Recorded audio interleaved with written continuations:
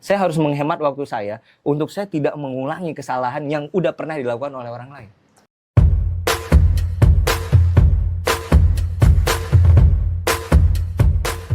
Saya kalau lagi di LinkedIn itu sering dapat request connection dari beberapa orang. Title-nya CEO, katakanlah misalkan CEO PT omset naik terus. Atau CEO PT yang lainnya ya. Nah, saya lihat, keren ya, di fotonya masih muda, tapi udah jadi CEO. Tapi pas saya cari tahu lagi, oh ini perusahaan bikinan sendiri. Ya nggak salah ya, keren ya, masih muda, baru lulus kuliah, kemudian udah jadi CEO. Nah, tapi hari ini kita kedatangan orang yang usianya masih muda juga, bahkan ternyata lebih muda dari saya, tapi sudah dipercaya jadi seorang CEO dari perusahaan yang nggak kaleng-kaleng nih. Perusahaan yang besar, yang setahu saya dikasih mandat sama negara tuh besar juga. Oke, kita sambut Mas Teguh Kurniawan Harmanda. Terima kasih banyak Mas Topan. Sebagai CEO dari Peruri Digital Security. Gimana kabarnya Mas Manda? Alhamdulillah sehat Mas. Sehat ya? Terima kasih udah diundang untuk pertama kalinya. Iya betul nih edisi perdana kita. Nah, jadi harus di-highlight. Ini adalah edisi pertama. Betul. Siapa tahu kalau misalnya nanti to the moon, nah jadi tahu siapa yang pembukanya. Siap. Kalau nanti kita bikin buku sejarah, Mas Manda masuk ke dalam bagian dari sejarah. Amin. Yang pertama kita undang di podcastnya Founder Plus. Nice. Oke, gini Mas Manda. Siap. Kan saya baca di berita, Mas Manda ini usia masih 34 tahun, kemudian dipercaya jadi seorang CEO di perusahaan Peruri Digital Security. Nah, yang kita tahu ini kan Peruri ini perusahaan BUMN ya? Betul. Gitu. Kemudian PDS ini, Peruri Digital Security, anak perusahaannya. Sedangkan kalau kita ngeliat nih background ke belakangnya, Mas Manda ini lebih sering berinteraksi atau berkecimpung di dunia startup. Siap. Nah, ada beberapa startup yang udah didirikan sama Mas Manda, dijalani sama Mas Manda, saya nggak sebut ya. Cuma salah satunya, klunya tuh startupnya bergerak di bidang cryptocurrency, benar ya? Betul. Nah, dari cryptocurrency ke nyetakin duit beneran, itu ya kurang lebih. Nah, gimana Mas rasanya pertama kali ditunjuk menjadi seorang CEO di Peruri Digital Security? Ya, jadi mungkin kalau saya boleh share ya, untuk bisa punya posisi itu gampang sebenarnya.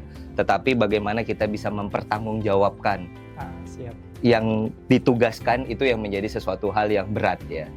Dulu ketika saya juga ikut mendirikan startup yang tadi yang Mas Topan bilang, itu sempat ditawarkan sebagai CEO Mas.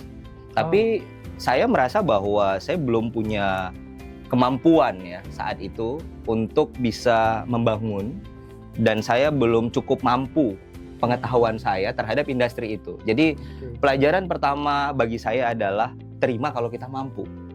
Berarti sekarang udah yakin mampu? Betul. Nah, itulah yang kemudian akhirnya mungkin kalau bahasa sederhana kita adalah segala sesuatu yang diberikan pada ahlinya kan insya Allah bisa berjalan lebih baik gitu ya.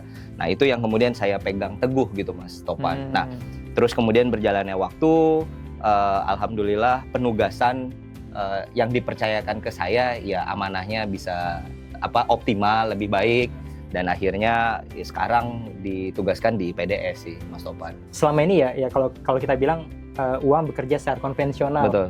Kemudian beberapa tahun ke belakang muncul ide cryptocurrency menggunakan blockchain. Betul. Nah, dengan masuknya Mas Manda tadi ya sebagai subject matter expert di Peruri, apakah emang Peruri ini ada arah untuk nge-blockchainin rupiah misalkan atau nge-cryptocurrency-in rupiah?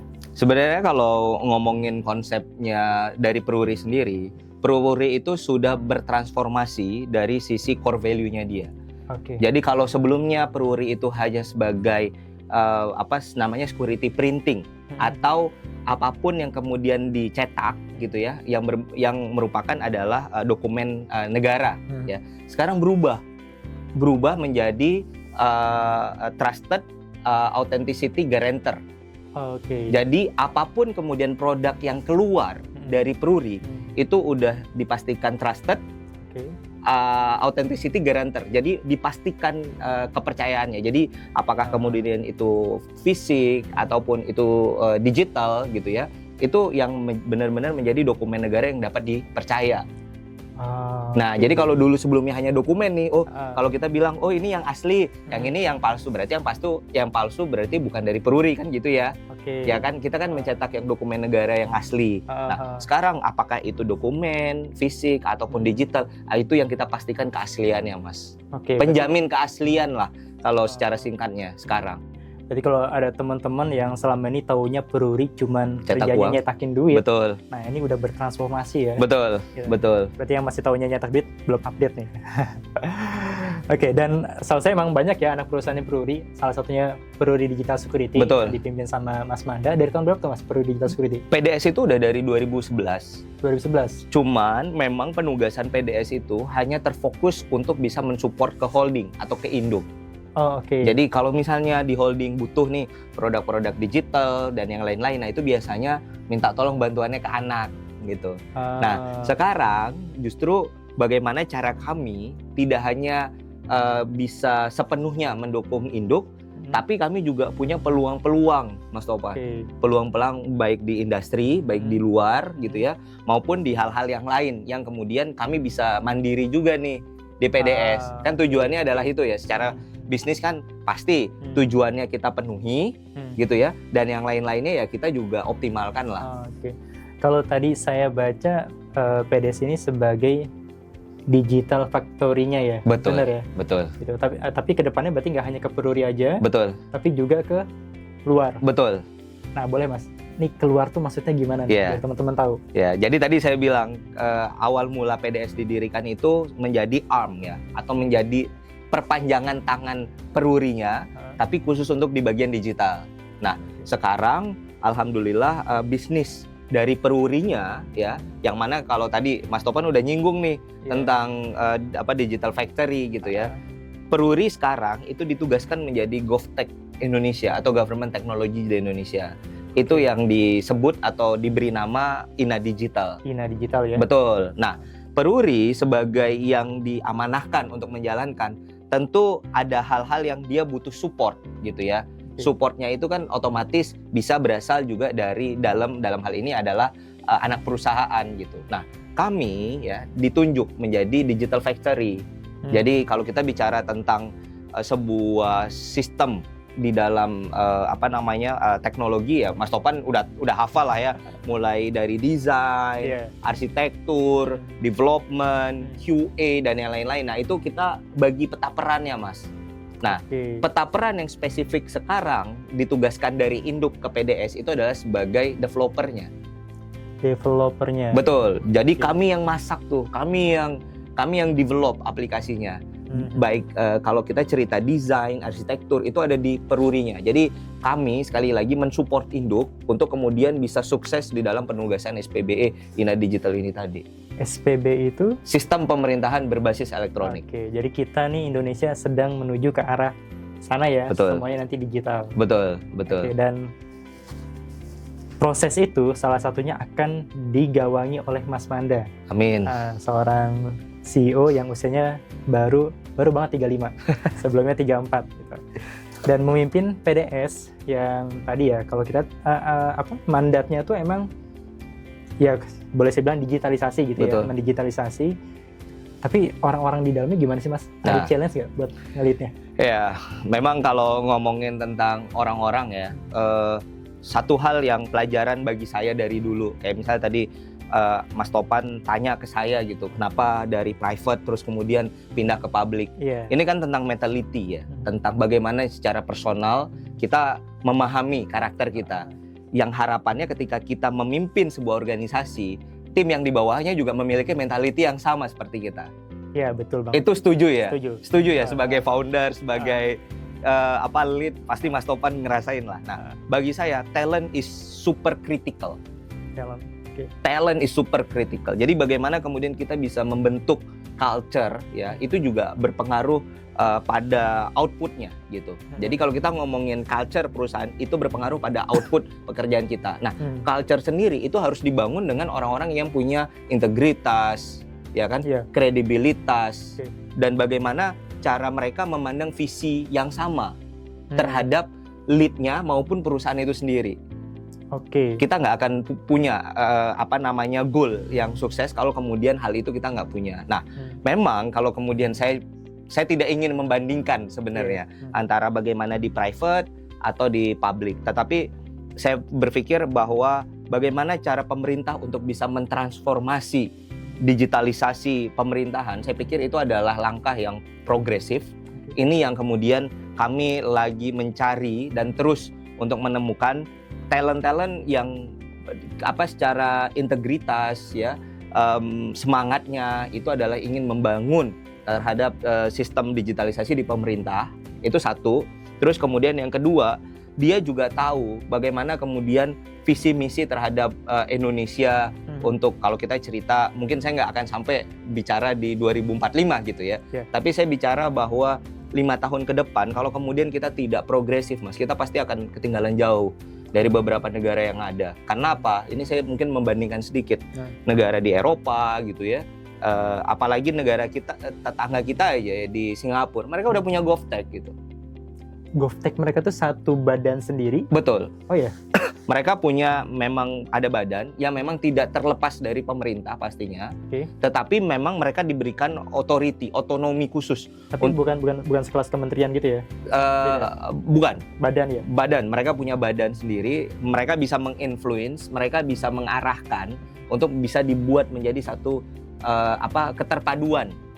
Karena kan kita bilang bahwa di Indonesia atau di negara-negara sebelumnya yang namanya sistem pemerintahan itu kan sifatnya silo-silo ya, scatter gitu. Jadi di kementerian ini ada, kementerian itu ada. Nah, tujuan kita adalah menterpadukan saja gitu. Nah, itulah yang kemudian tadi yang saya sampaikan. Kalau talent-talentnya ini nggak punya visi yang sama gitu, sulit, Mas. Nah, inilah yang kemudian kita push bersama. Dan caranya adalah ya tadi, kita harus bisa menemukan orang-orang yang punya vision yang sama tadi. Oke, ini pelajaran tentang tim ya. Kalau kita mau mengeksekusi dengan baik, kita butuh talent yang bisa jalan bareng sama kita. Agree. Dan itu challenge sebagai seorang leader gitu. Karena itu challenge. Kadang-kadang kita nggak selalu bisa ngerekrut orang yang pas ya. Betul. Gitu, di awal kelihatannya pas, tapi begitu dijalanin, ternyata nggak pas. Betul. Oke. Tapi balik, Mas, ke topik tadi ya, mendigitalisasi Indonesia.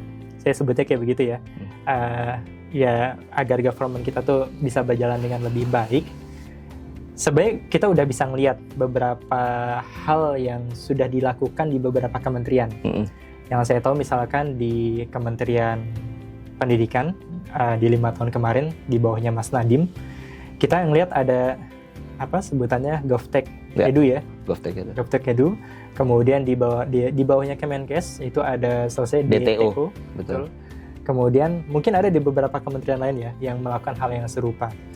Nah, apakah modelnya ke depannya tuh ya mereka akan jalan masing-masing sendiri atau ada sesuatu perubahan yang nanti akan ditawarkan Peruri atau ditawarkan Indonesia nih agar keterpaduan itu dapat tuh, Mas. Karena kadang-kadang kalau misalkan jalan masing-masing ya meskipun talentnya bagus-bagus ya, punya vision yang bagus tuh, tapi ketika mereka tuh ada di kementerian sendiri-sendiri tanpa ada yang menyatukannya, kadang-kadang sendiri-sendiri juga, Mas. Nggak nyatu juga datanya. Jadi itu yang tadi saya bilang, Mas Topan.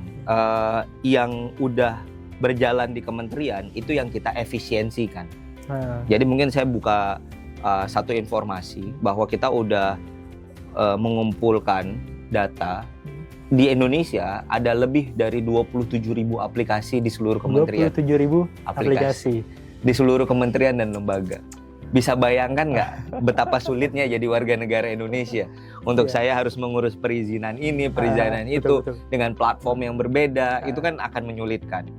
Nah, sekarang kita fokus pada 3 aplikasi, Mas. Oke. Yang kita bahas tentang Ina Digital ya. Jadi satu yang berhubungan tentang digital identity. Itu ada namanya InaPass. Jadi kalau kemudian kita familiar dengan yang namanya QIC. Nah, ini adalah QIC versi level negara lah gitu. Jadi KTP yang kemudian divalidasi di digital. Itu namanya InaPass. Nantinya memang tidak hanya KTP, nanti ada SIM, paspor dan yang lain-lain yang ada di dalam aplikasi InaPass tersebut. Saya agak potong, Mas. Saya beberapa bulan yang lalu tuh di-endorse sama Pak RT di lingkungan ya. Untuk segera ke kelurahan mengurus KTP digital. Dan itu ada aplikasi tersendirinya. IKD. saya lupa nama aplikasinya apa. Betul. Ya. Itu tadi karena ada 27.000. Betul. Jadi banyak aplikasi di HP saya berkaitan dengan kebutuhan sebagai warga negara. Ya, karena kan lupa kalau mau nyari lagi juga bingung namanya apa. Betul. Tadi ya. Nah ini bagian dari yang dijalankan Peruri atau sesuatu yang emang harusnya diintegrasikan? Ya, ini yang sesuatu harus diintegrasikan. Jadi kalau kita cerita sedikit, mungkin saya agak teknis ya. Kalau kita ngomongin baik itu data, sistem dan lain-lain, itu tetap yang megang itu adalah di kementerian masing-masing. Peruri itu hanya mengintegrasikan, mengagregat aplikasi-aplikasi sistem-sistem tersebut yang sesuai dengan rencana tatanan si SPB ini tadi, karena kan SPB ini kan ada arsitekturnya, mana yang prioritas, mana yang kemudian akan dorong terlebih dahulu. Karena kalau kita ngomongin kementerian ini kan ada banyak sekali kan, tetapi mana yang menjadi prioritas dulu, itu yang kemudian didorong, Mas. Nah, jadi Peruri itu hanya sebagai eksekutor sekali lagi, tapi udah ada kementerian teknis ya yang mengkoordinasikan untuk bagaimana ini bisa menjadi lebih terarah lah dan terukur. Nah, itu pertama Inapas. Yang kedua ada yang namanya Inaku. Ini yang menarik. Kita sebagai citizen, kita akan punya accessibility, istilahnya adalah 360. Jadi 360 mulai siklus hidup orang lahir, berpendidikan, terus kemudian dia kesehatan, terus cari kerja, ngurus SIM, terus pensiun dan yang lain-lain sampai kemudian dia wafat atau meninggal. Nah, inilah kita harapkan di dalam aplikasi Inaku semua orang bisa melakukan accessibility dengan gampang dan mudah. Jadi kalau ini aplikasi on development atau sudah rilis? Sudah rilis tapi masih alpha, Mas. Oh, masih alpha. Betul. Beberapa orang doang yang bisa pakai. Betul. Ini masih kita testing karena itu juga yang saya pengen share ya. Metodologi dalam launching aplikasi yang saat ini kita lakukan ini berbeda dengan launching aplikasi sebelum-sebelumnya. Berarti kalau udah rilis di aplikasi Inaku, saya idealnya ya kalau datanya sudah rapi, saya akan tahu ketika saya buka aplikasi, saya bisa tahu tuh saya SD di mana, SMP di mana, semuanya. Semua. Vaksin apa yang udah pernah disuntikan ke saya. Betul.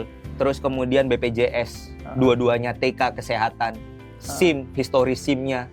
Terus kemudian bantuan sosial. Pernah ditilang berapa kali itu masih bisa. Bisa, betul. Karena balik lagi, kalau kami ya sebagai eksekutor, kita kan ngambil data. Nah, balik lagi, prioritasnya yang mana butuhnya. Maksud saya adalah untuk kemudian di level pimpinan kan akan melihat nih, oh ini loh prioritas sistem yang lebih banyak dipakai dulu. Yang favorit itu apa? Nah, ini menarik kan, mengintegrasikan data dari berbagai macam kementerian. Betul. Dan lembaga ya, Betul. Nggak hanya kementerian gitu. Katakanlah kepolisian juga masuk kan berarti ya, datanya harus kita dapetin. Ini kan nggak gampang ya, kementerian banyak gitu. Apalagi setelah kemarin pelantikan nambah nih kementerian semakin banyak. Nah,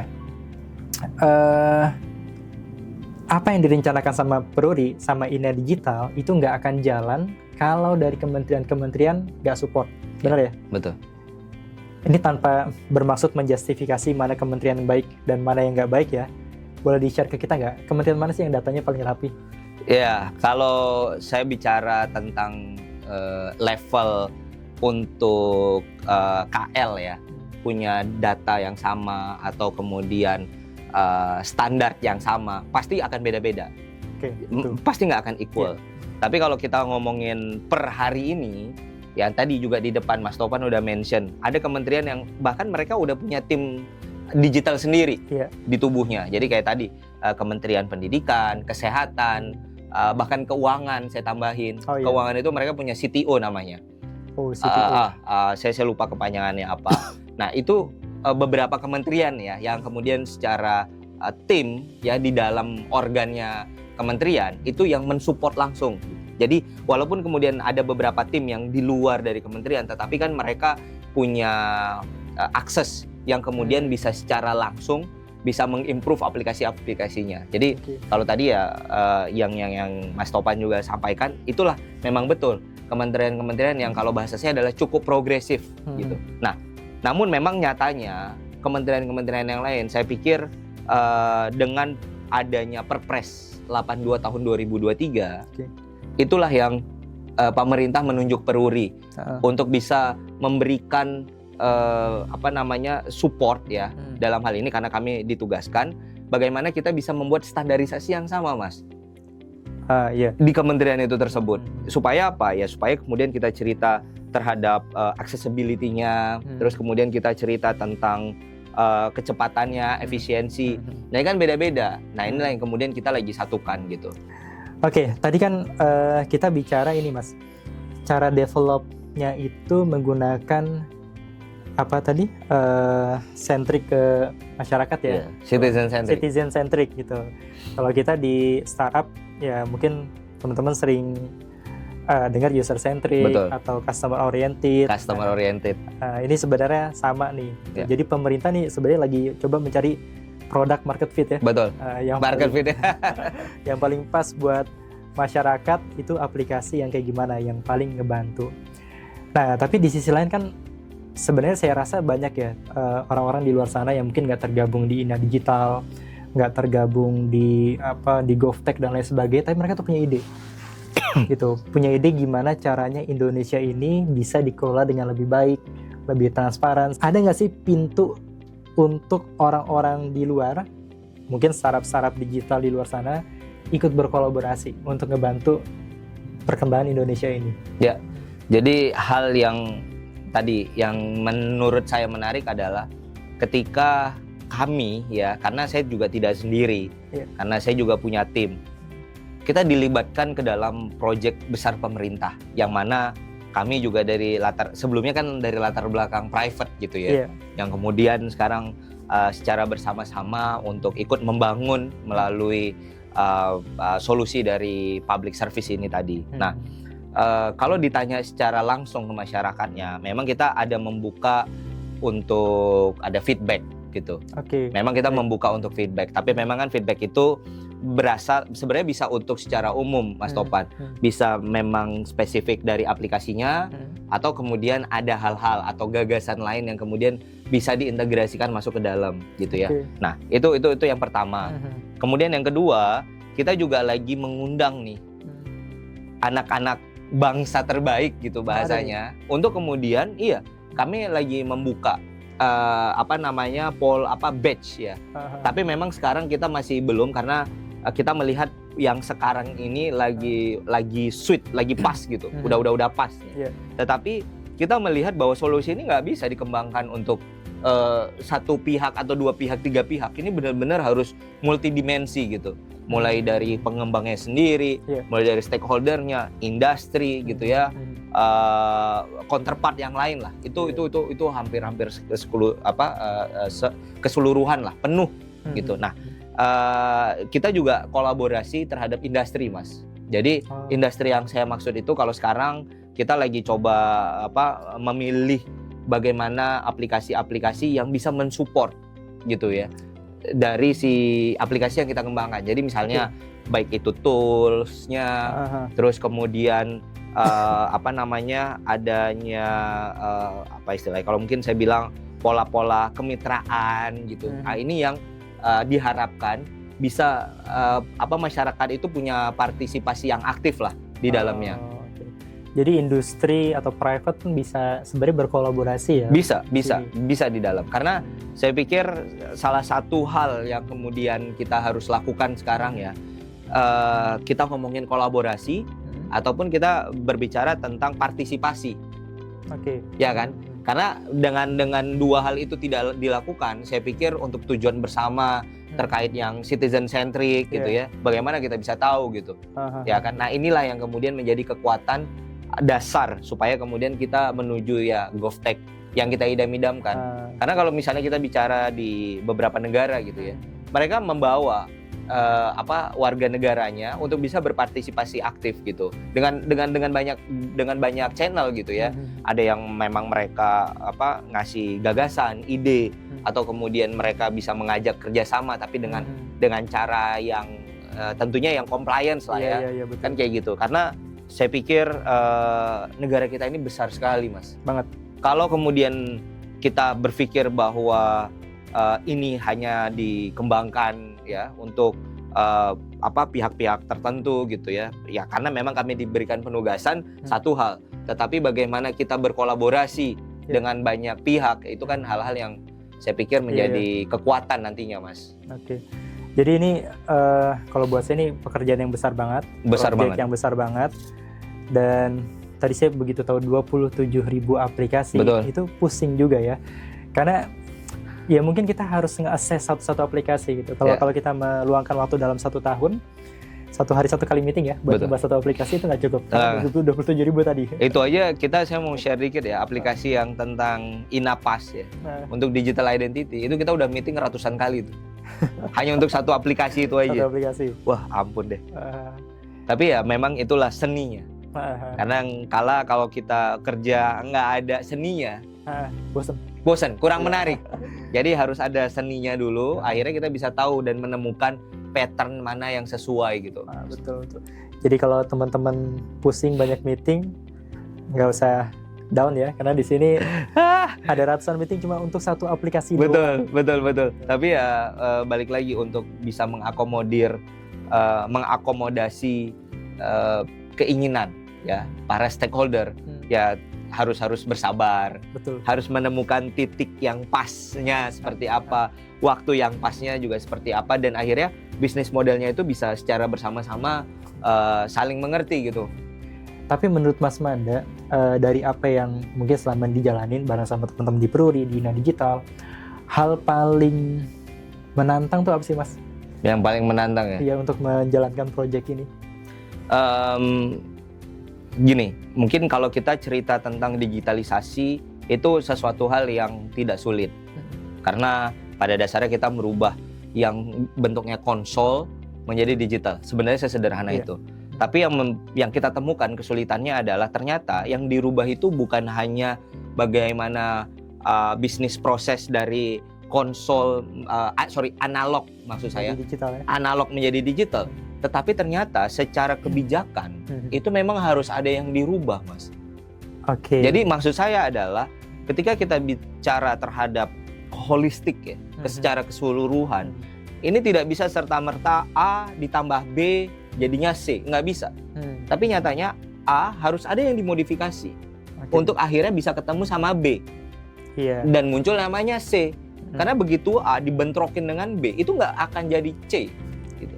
Jadi maksud saya adalah hal-hal yang memang kita berpikir ya, itu kan bisa secara sederhana gitu. Kita bikin ya, kita coding gitu ya, deploy, jadi tuh bisa dipakai. Ternyata nggak kayak gitu, Mas. Ada regulasinya. Ada regulasi yang kemudian harus disesuaikan. Jadi pengalaman yang kemudian kami dapatin salah satunya adalah digitalisasi adalah satu hal, tetapi willingness atau keinginan kita untuk bisa merubah itu tadi untuk menjadi sebuah bisnis proses yang sifatnya digitalisasi dan lebih komprehensif. Nah, itu yang dibutuhkan semua pihak gitu. Karena kalau tanpa itu semuanya, ya tadi saya bilang A dicoba combine dengan B, nggak ketemu C. Artinya apa? Mungkin A ini harus ada yang dirubah sedikit, jadi A aksen gitu. Baru A aksen ini ditambah B baru bisa jadi C. Oke, betul. Nah, itu salah satu yang menjadi kesulitan. Itu yang pertama. Terus kemudian yang kedua, memang kalau kita bicara tentang mungkin saya sedikit menyinggung ya. Ini pengalaman saya juga akhirnya gitu. Tentang hubungannya penganggaran. Budget gitu. Nah, memang kalau kita lihat sekarang, ini kan anggaran itu kan dari masing-masing kementerian itu mereka memegang anggaran sendiri-sendiri. Nah, ini yang termasuk menjadi kesulitan juga, Mas Topan. Kenapa? Karena kalau kemudian kita merefer di beberapa GovTech yang ada di sana, yang tadi bentuknya badan, mereka itu tidak perlu dipusingkan dengan mengurus anggaran gitu. Jadi memang karena ditugaskan, ya udah, memang tugas mereka adalah mengeksekusi. Nah, memang di kita ini yang masih dicoba untuk ditemukan pola-polanya. Satu, penganggaran. Yang kedua adalah pola bisnis modelnya tadi. Maksudnya di masing-masing pihak itu kan mereka udah selama ini kan udah punya, saya punya blueprintnya ini, anggaran saya ini gitu. Kementerian yang lain juga sama gitu. Nah, ini kan sekarang harus kita satu padu nih. Nah, inilah lagi pelan-pelan untuk dirubah. Tapi yang saya tangkap nih ya, tadi kita bicara regulasi. Betul. Gitu, bicara penganggaran, tapi kayaknya kuncinya willingness ya. Iya. Jadi kalau mungkin saya dari private gitu ya, dulu startup, zaman kita startup. Dulu kan kita mengenal istilah lebih baik minta maaf daripada minta izin. Iya. Ya kan? Pokoknya anak startup itu idenya dijalanin dulu. Kalau kemudian ada hal yang perlu di-adjust, nanti di-adjust. Nah, kayak gitu. Kalau sekarang ya, pertanyaan yang muncul, ya minta izin satu hal. Tapi juga yang muncul adalah bukan bisa atau tidaknya dalam membuat sesuatu atau digitalisasi sesuatu, tetapi pada pertanyaan mau atau tidaknya. Untuk kemudian digitalisasi itu dilakukan dan kemudian memang pada akhirnya berhubungan dengan bisnis proses yang harus disesuaikan. Jadi bukan bisa atau tidak loh Mas. Saya misalnya nih, saya punya bisnis proses terus saya kasih Mas Topan, Mas tolong dikerjakan, pasti bisa. Tapi pertanyaannya, mau nggak saya kasih dokumen itu ke Mas Topan? Iya. Saya kebayang ya, gitu. Cuman kayak ini pelan-pelan ya harus bahasakannya ya. Iya, makanya pelan-pelan. Tapi maksud saya ini adalah diskusi yang kemudian makanya pertanyaan yang muncul adalah kenapa industri startup itu cepat tumbuhnya? Ya memang selain dari capital, working capital besar gitu ya. Tetapi karena kita ini terbiasa dengan agile. Iya. Kalau nggak siap ini, maka kita lakukan yang ini.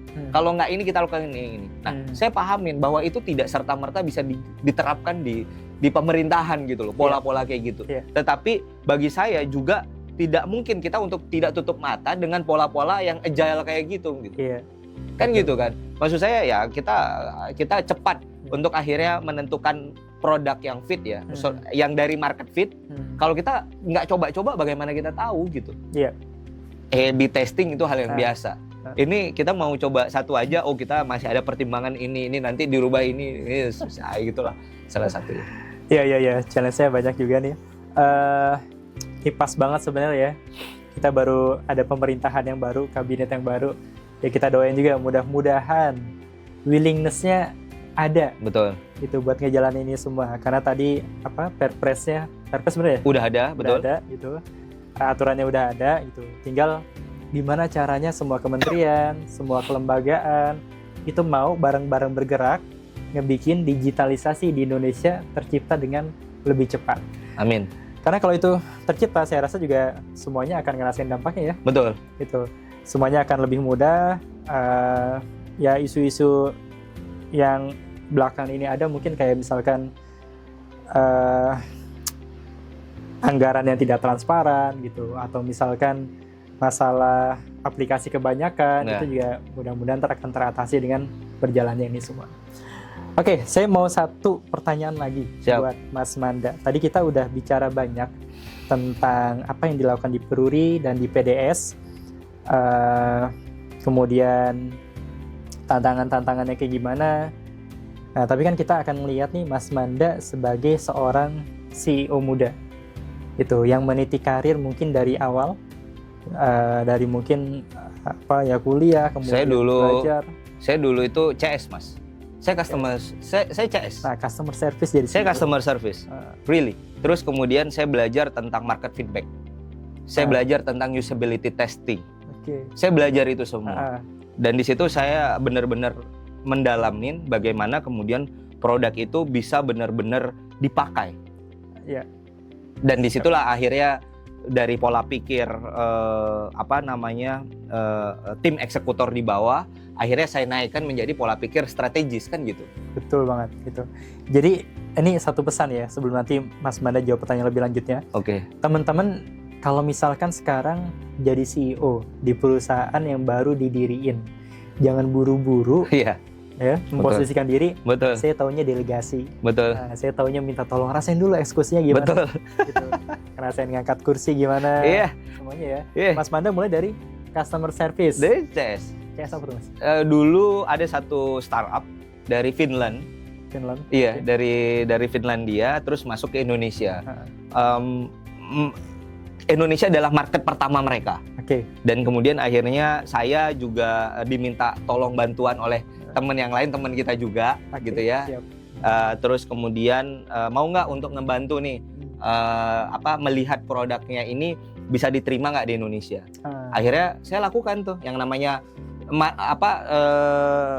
street market feedback. Saya benar-benar jalan dari ujung ke ujung, saya nyari feedback dari masyarakat. Saya minta, Pak, tolong dipakai aplikasinya menurut Bapak gimana. Saya lakukan itu dulu. Dan Kalau misalnya ditanya jadi CEO, terus terang saya nggak kepikiran jadi CEO. Yang saya pikirkan adalah hasil pekerjaan saya baik, itu. Itu yang saya pikirkan. Saya nggak berpikir mau jadi CEO atau apa gitu ya. Bahkan tadi di awal saya bilang, sempat di startup saya sebelumnya saya ditawarin CEO, saya menolak karena saya belum, saya merasa saya nggak capable saat itu, saya belum mampu. Justru saya bilang cari satu CEO, saya akan support dari belakang. Itu yang saya lakukan. Tapi kalau sekarang ditanya saya mampu, saya mau gitu. Kenapa? Karena kita udah ada pengalaman di situ gitu. Jadi tadi ya pentingnya kita mengenali diri sendiri. Nah itu yang bagi saya juga penting, Mas. Itu satu. Yang kedua, mungkin ini bagian dari prinsip hidup saya ya. Yang mungkin juga bisa catatan bagi teman-teman yang masih muda. Saya kemarin juga ngobrol di UGM, saya jadi dosen tamu juga di sana. Mahasiswa ada 450 orang, mahasiswa S2 ya, MBA. Satu prinsip yang saya pegang ya, mungkin klasik tapi ini jarang di mana-mana gitu. Tapi akhirnya saya pegang teguh. Saya nggak punya cukup waktu untuk mengulangi kesalahan orang lain. Nggak punya cukup waktu untuk mengulangi kesalahan orang lain. Oke. Bisa kebayang nggak maksudnya? Saya itu selalu senang untuk bercerita dengan orang, melihat dari sisi apa yang kemudian dia lakukan, dan pasti ada hal yang dia tidak cukup happy untuk melakukannya. Contoh, saya tanya deh, hari ini Mas Topan mulai dari pagi, ada nggak satu hal yang Mas Topan agak sesalin, harusnya saya nggak ngelakuin ini? Atau misalnya saya sholat subuh, misalnya nggak berjamaah, tapi harusnya kayak bisa berjamaah di subuh tadi. Atau ada hal yang lain yang pagi. Artinya apa? Saya akan mempelajari kesalahan itu. Karena kalau saya mengulangin kesalahan itu, artinya waktu saya pasti akan bertambah lebih lama, Pak. Untuk akhirnya saya ngulangin kesalahan orang lain. Ngapain? Nggak ada waktunya gitu. Kita nggak akan cukup waktu kita. Makanya mungkin di situ adalah, bagi saya, pola pikir saya adalah, saya harus menghemat waktu saya.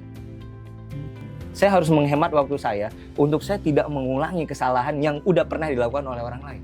Oke.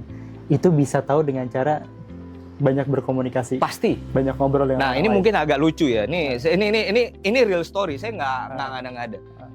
SMA tuh, saya nggak tahu entah kenapa saya pikiran SMA saya agak beda sendiri ya.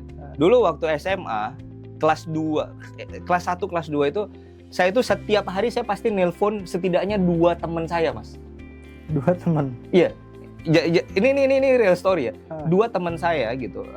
Masih telepon yang kabel ya. MLM bukan? Bukan. Saya telepon, terus saya bilang kayak, hari ini ada nggak sesuatu hal yang kamu sesali? Oh gitu. Itu pasti saya telepon. Terus dia cerita, iya tadi saya marah lagi sama ibu saya gitu. Ada lagi, oh iya tadi saya bangun telat karena apa gitu. Jadi saya ternyata mulai dari muda udah belanja masalah, Mas. Siap, belanja masalah.